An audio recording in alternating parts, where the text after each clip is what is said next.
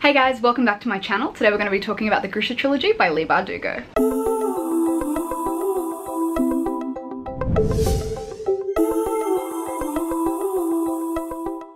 So for those of you who are new, welcome. For those of you who are returning, welcome back. And today's book review is another book review on my attempt to review every single book that I read this year. So for those of you who do not know, the Grisha Trilogy is written by Leigh Bardugo, who also wrote Six of Crows and has recently written King of Scars. All Leigh Bardugo's books are set in the same world known as the Grishaverse. This was the first and original trilogy, and this was also my first time reading it. Now, I read Six of Crows before I read the Grisha Trilogy. I had tried to read Shadow and Bone a few times and just couldn't get past the first 10 pages.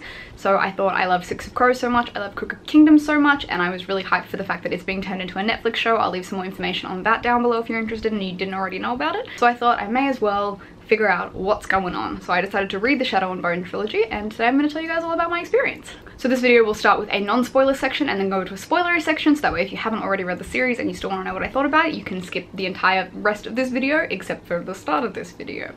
Please stick around. So if you watch my vlogs, you may have seen my recent vlog. I finally read the Grisha Trilogy, which is basically a summary of the first and second books and going into the third book, with my following vlog mentioning more about Ruin and Rising. I do have some spoilery feelings in that first vlog, but none in the second vlog, and I'm just gonna do a wrap up of the whole series now that I finished it in this video. So first of all, book one. I listened to book one and book two on Audible, and I found I really liked the narrator. I mean, there were a few accents that were a bit too much, like the Apparat's accent, and I was kind of like, oh, but overall I really enjoyed the audiobooks. I listened to them on like 1.5 speed, so I got them done in like 2 or 3 days each. My non-spoilery thoughts on Shadow and Bone. I love the Grishaverse so much. I love the world, I love the abilities. I say Grisha, it's Grisha, the Grisha abilities. In terms of characters, our protagonist, I really enjoyed in this book. I thought she was like, obviously she's young, she's funny, I laughed out loud many times. Even though I did find she kind of got swept up in the hype very quickly, I still really liked her. The villain, I don't see the hype. Everyone's always going on about how great the Darkling is and what a great villain he is and what a great character he is, and I just didn't see that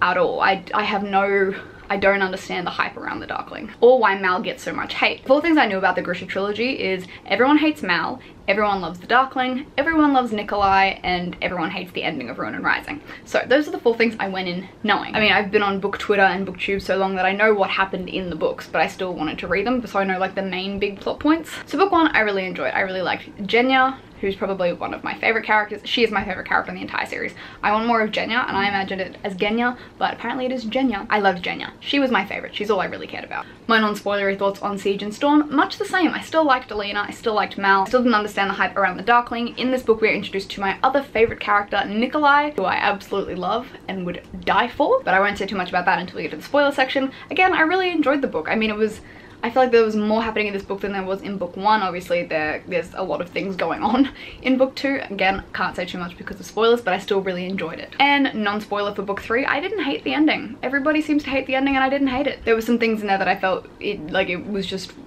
it dragged on a bit and I wasn't overly interested in it, and the fight scenes went a little bit too quickly for my liking. Still don't hate Mal, still don't see why everyone likes the Darkling. Didn't hate the ending. Overall, I really enjoyed the Grisha Trilogy. I'm glad that I finally decided to read it. Obviously, I probably would have loved it a lot more when I was a bit younger, but still going into the books knowing that it's a younger protagonist and a lot of those original YA tropes are more prominent in it, I really enjoyed it. Anyway, those are my non-spoilery feelings, and now I'm going to jump into the spoilery section of this video. So if you have not read the Grisha Trilogy and you do not want to be spoiled, I would suggest heading off and coming back once you've read the Grisha Trilogy, or I mean, you can stick around if you're into spoilers. I'm into spoilers, so I will kick this off by reiterating what I said. I don't hate Mal. Yeah, there are things that he did that annoyed me. He is a young teenage boy whose life has been turned upside down. Yes, I can see the whole not accepting Alina's abilities and not wanting her to be this big, strong icon. So the ending was like bittersweet. What I liked about Alina so much is I could see where she was like potentially gonna be a villain, and that's what I know what most people who've read the series are really hyped for. Like, we want to see her going dark, we want to see her go to those places, and she had more thoughts about it but didn't actually do that, and so I would have liked her to be more villainized throughout the book. Again, this is you know, these books were written in like 2012, 2016, I think, I'm not sure. What YA has started and what YA has become now is obviously vastly different. So I still liked Alina. Like, there are things that she said that genuinely made me laugh out loud. I still think she got swept up in the hype of becoming a Grisha real quickly, and I don't remember if it's explained. Although I think I know, nobody really questioned how she was the sun summoner. If there wasn't a sun summoner scene for X amount of years and then all of a sudden one pops up, they're not like, how? they were just kind of like, okay, well, you're the sun summoner, off you go. So like that was kind of, and obviously like we don't get much of her backstory or Mal's backstory, which I guess is fine, them being orphans. I mean, it's not really important, but I would still have liked to touch on it, but I get like, I mean, I understand why she didn't, but I kind of still would have liked to. Don't see the hype about the Darkling. I don't find him a good love interest. I never once wanted him with Alina. When he kissed her for the first time, I was like, the fuck, this is so weird. And then he just continued to be creepier and creepier. I think the only time I liked him was, funnily enough, when he died and Alina was like, now he realizes, like when he realizes Alina's power's gone, Alina's like, now he realizes that he will truly be alone forever. That was probably my favorite part. Like I'd be more interested. I know there's a short story, a novella about the Darkling's upbringing somewhere out in the world, which I may go and read if I can be bothered. So I remember, you know, I've seen so much Grisha art that I've seen Alina and the Darkling always together, and I'm like, oh cool, maybe there's like this, maybe I will want, like, I'll ship them together, but I just couldn't care less. If anything, I wanted her with Nikolai. Nikolai, who I love and will die for. Obviously I knew he became an Ichivoya having read the spoilers, but it seemed like that happened, like it was just over so quickly, and like, you know, everyone's saying that's why he's the King of Scars now. Like not enough happened, and obviously it's not from his point of view, and we don't see enough from his point of view, so I'm interested to see what King of Scars will bring, which actually comes out today as I'm filming this. I saw a meme the other day where it's like, imagine getting fuck, marry, kill wrong with Alina, like fucking Nikolai, marrying Mal, and killing the Darkling, not that she fucked Nikolai. But I just thought that was really funny. Yeah, Nikolai I love and would die for. I think he was the best part about the books. He was my favorite kind of character. Sassy, funny, clever, quick-witted.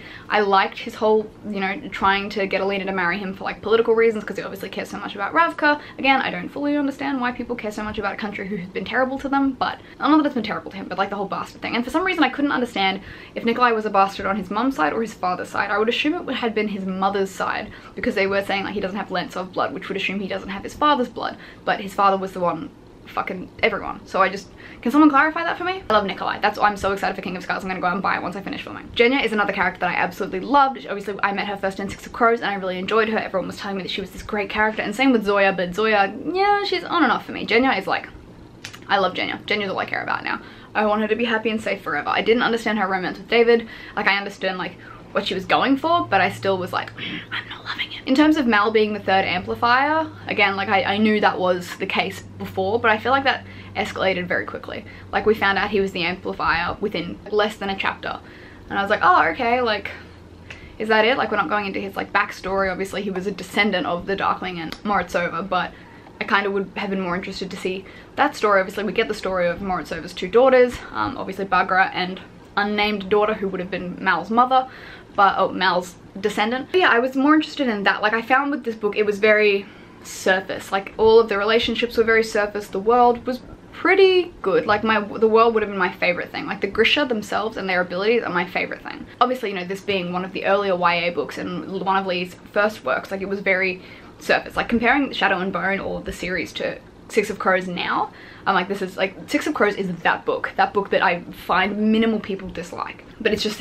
it's that book, it's the standard now. And so I'm really interested to see about how King of Scars goes and if she goes one deeper. And I'm interested to see who we'll see in King of Scars. Anyway, that was my wrap up for the Grisha trilogy. Overall, I enjoyed it. I mean, I did find, as I was listening to the audiobooks, blitz through Shadow and Bone, I really liked that. Siege and Storm, I kind of teeted on a bit. Like I only really cared about Nikolai, that's all I was there for. And it kind of went on and off and on and off, and I didn't really like some bits and I really liked some bits, and same with Ruin and Rising. Like I kind of, like I ended up maybe reading the last 100 pages in like physical copy just because I wanted to get it done, just because I wanted to be done with it and know what's going on and be ready for the Netflix series, and now I do. I'm interested to see how they're going to do the Netflix series Shadow and Bone plus Six of Crows. I feel like Six of Crows needs its own season. That was my thoughts and feelings on the entire Grisha trilogy by Leigh Bardugo. Let me know what you guys think down below. Obviously I probably didn't touch on everything because it's just a general overview, so if you have any questions that you are dying to ask, you can pop those in the comments and I will let you know. Otherwise, thanks for watching and I will see you next time. Bye!